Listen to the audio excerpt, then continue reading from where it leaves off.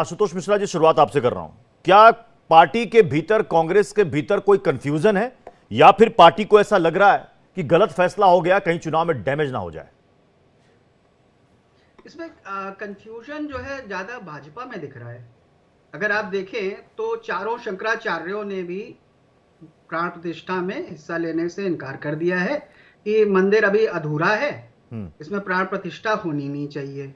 नहीं, अब ऐसा नहीं, दो मठ की तरफ से उनका स्टेटमेंट आ गया है कि उन्होंने इसका बहिष्कार या बायकॉट नहीं किया है, उन्होंने स्वागत किया है। नहीं, स्वागत का मतलब ये नहीं कि वहां पे आप उपस्थित हैं, ये तो बात सभी मान रहे हैं। अब आप धर्म गुरुओं की बात मानेंगे कि मंदिर अभी अधूरा है, अभी प्राण प्रतिष्ठा नहीं होनी चाहिए, या ये चुनावी राम भक्तों की, क्योंकि इसको चुनाव का मुद्दा अगर जो है भाजपा के लिए नहीं है तो उनको इतना इस एक उन्होंने पहले तो एक इवेंट क्रिएट किया है कि यहाँ पे जो है लोगों को बुलाओ। अरे भाई, मंदिर आदमी अपनी भक्ति से जाता है, और यहाँ पे सबसे बड़ी चीज ऐसा प्रयास लगता है कि इस प्राण प्रतिष्ठा को लेकर भाजपा अपने 2024 के चुनाव के जो अभियान है उसमें प्राण फूंकना चाहती है, और प्रतिष्ठा का सवाल ये नरेंद्र मोदी के लिए हो गया है। वरना 2025 में जब ये मंदिर पूरा हो जाता तो सब जो है विधिवत होता। और अगर आपको याद हो तो इसमें पिछला कार्यक्रम भी चातुर्मास में हुआ था, जब विष्णु जी सोते रहते हैं।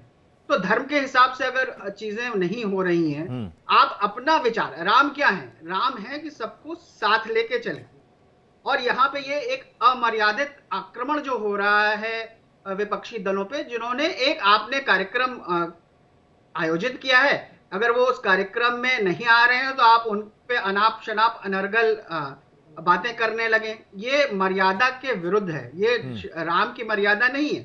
ये हो सकता है ये तानाशाही व्यवहार रावण और उस राक्षसी प्रवृत्ति पे ज्यादा अच्छा लगता है, उसके साथ जाता है। और यहाँ पे बड़ी एक कोशिश हो रही है कि राम मंदिर को चुनावी मुद्दा बनाया जाए, और है भी, कौन बना रहा है? भाजपा शुरू से बनाती जा कौन? आशुतोष जी, अभी आपने सुना आलोक कुमार जी कह रहे हैं कि 3 शंकराचार्यों ने स्वागत किया है। उन्होंने कहा कि इस तरह की खबरें गलत हैं, कि शंकराचार्य नाराज हैं और वो सवाल खड़े कर रहे हैं। बड़ा स्पष्ट है कि जो नाराज हैं उन्होंने साफ बोला है, और जो नहीं जा रहे हैं वहां पे वो भी एक तरीका है दिखाने का कि भाई हम नहीं आ रहे हैं क्योंकि हम तुमसे खुश नहीं है।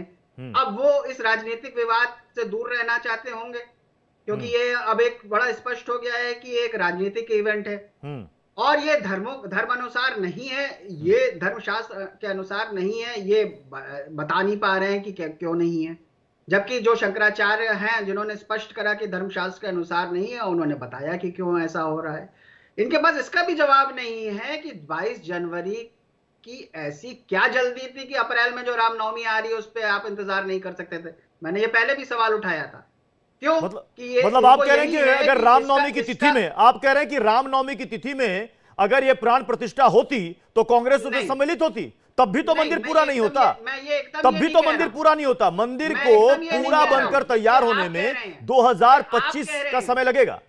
नहीं, ये मैं नहीं कह रहा हूं, ये आप कह रहे हैं। मैं कह रहा हूं कि अगर ये मान लीजिए कि भाई इनको बड़ी जल्दी थी कि प्राण प्रतिष्ठा, पूरी चीज जब तक नहीं होती, घर पूरा नहीं बना है, आप उसमें जाके रहने तो नहीं लगेंगे ना। ये अभी पूरी चीज बनी नहीं है, पूरा हुआ नहीं है, वहां पे जो है आपको जल्दी, ये जल्दी केवल इसलिए है कि चुनाव सर पे है और आचार संहिता आए उसके पहले आप एक ये कह दें कि साहब जगह राम मंदिर तैयार हो गया। यही आपको अगर याद हो तो श्री चंपत राय ने आडवाणी जी और मुरली मनोहर जोशी से कहा था कि आप ना आइए। प्रधानमंत्री जो है कह रहे थे कि भाई सब लोग 22 जनवरी को मत आओ, कभी भी आ सकते हो। अब जो लोग जो है, लेकिन अब खबर ये भी आ रही है कि आडवाणी जी आ रहे हैं, कि आडवाणी जी आ रहे हैं, आडवाणी जी आ रहे हैं। अरे मंदिर बन गया है, जिसको जिस समय वो श्रद्धा होगी जाएगा। तो आप ये दोहरा गेम इसलिए खेल रहे हैं कि आप जो है आपने विपक्षी मतलब